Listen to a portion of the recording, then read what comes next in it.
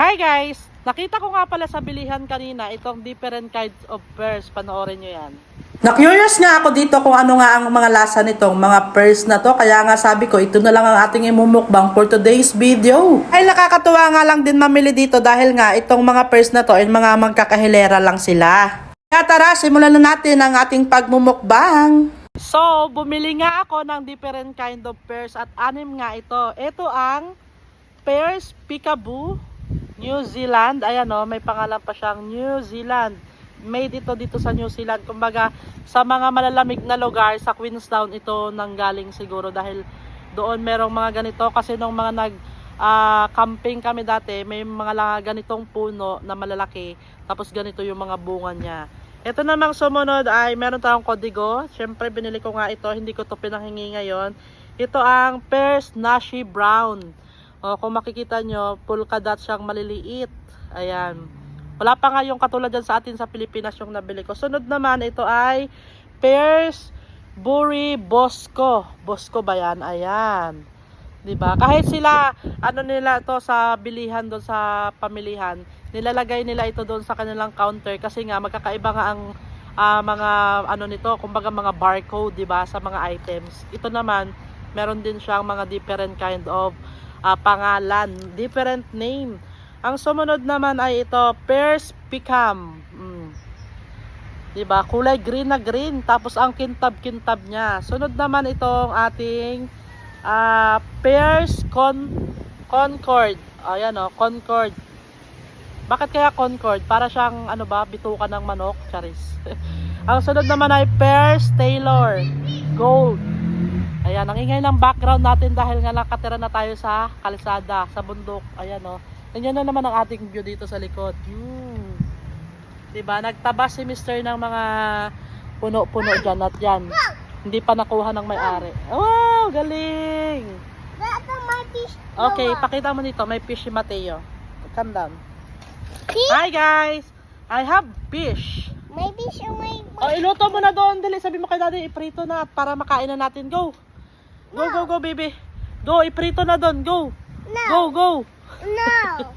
Iprito mo na yan. No. Ayan, i-rate natin dito sa anim na ito kung saan ang pinakamasarap. Unahin natin tong Peekaboo New Zealand. Ayan. Ayan o, puting-puti yung laman niya. Ay, ayan o, puting-puti yung laman niya.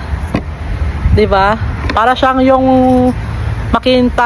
yung palagi nating binibili dyan sa atin sa Pilipinas, pero mapula lang ang balat nito. Ito naman maputi din ang laman.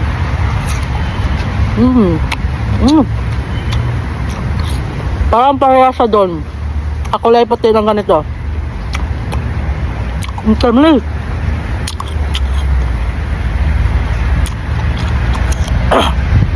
Bubulunan ako. May pagkalasa siyang star apple. Ang sarap.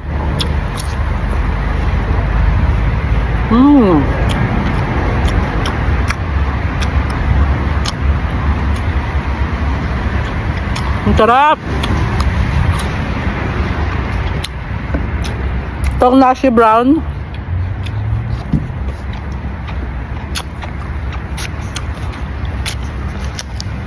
Wala, ang katas oh.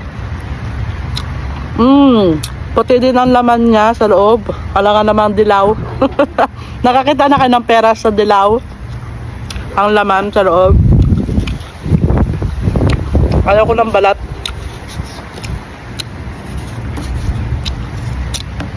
Ayan guys oh.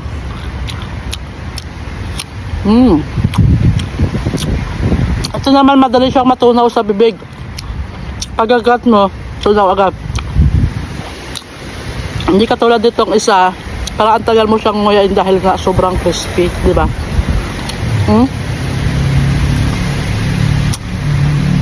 Parang imitation lang to, parang ano yun, parang yellow na madali matunaw sa bibig.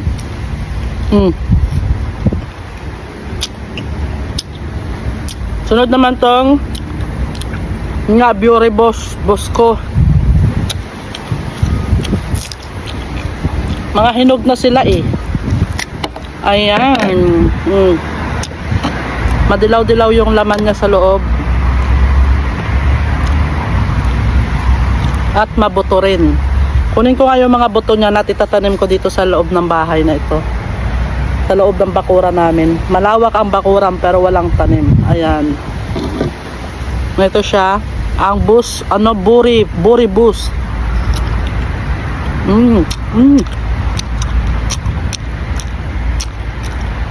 Mabango siya sa bibig.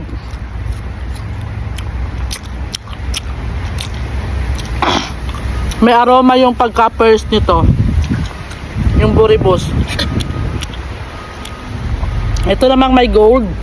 Ayan, ito yung Taylor's Gold. Tikman na natin. Kung may aroma din ba to sa bibig. Pero parang ano siya, muy dagta.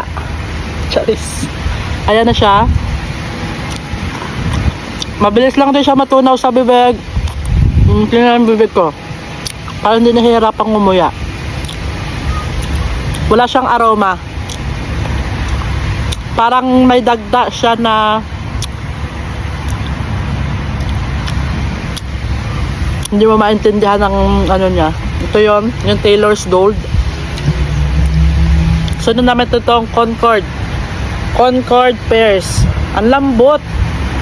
Ayan. Itong mga hindi ko nauubos ng mga pagkain na to, yung mga bata ang kakain nito para sa akin. Ayan. Ito yung Concord, oh. Ang puti-puti ng laman niya. Ayan, oh. Dito sa New Zealand, makakabili ka talaga dito ng ano, ng ganitong mga prutas. Napakamura lang. Kung bibilhin mo siya ng paisa-isa, pero pag binili mo rin ng per kilo, medyo may kabigatan din kapag mahilig ka talaga sa prutas. Ayan siya, guys. Para siyang ano, no, alam nyo yung sayote. O parang papaya. Naubo tuloy ako sa sayote. Ayan. Gatin na natin yun.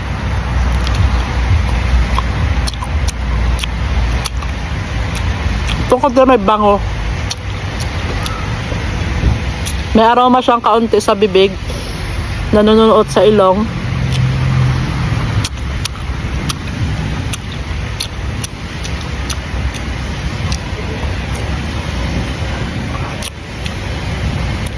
Medyo matagal siyang nguyain. Hindi katulad nitong tatlo na to na madali mong nguyain. Last, itong First Pacman. Itong First Pacman, ang lambot niya din. Yan din yung laman niya, oh. Ayan.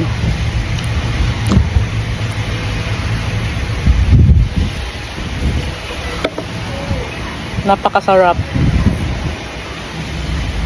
Ano ba yan? Ayan na siya, guys.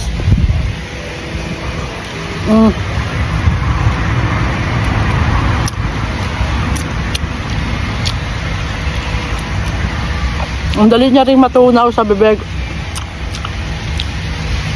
Tikman natin to kung magtatagal pa to sa bibig ko. Parang wala pang 1 minute sa bibig ko yung itong mga to. Tunaw agad, di ba? Ito talaga, oh, ito talaga ang crispy na peras. Tingnan nyo naman. Oh, di ba? May tunog, charis.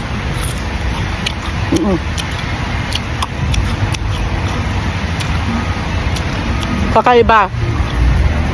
So, ang pinaka nagustuhan ko dito, itong ating Peekaboo New Zealand.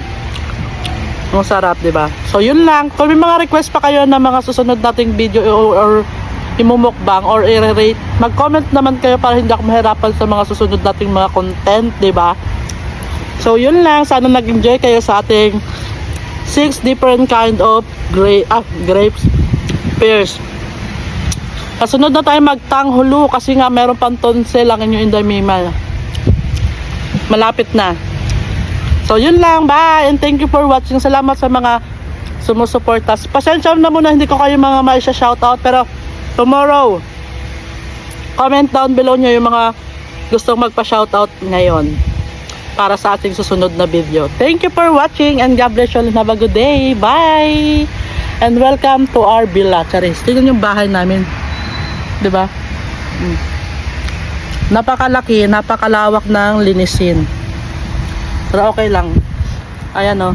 Nag-i-enjoy naman tayo sa view, diba? So, yun lang. Thank you for watching. Bye!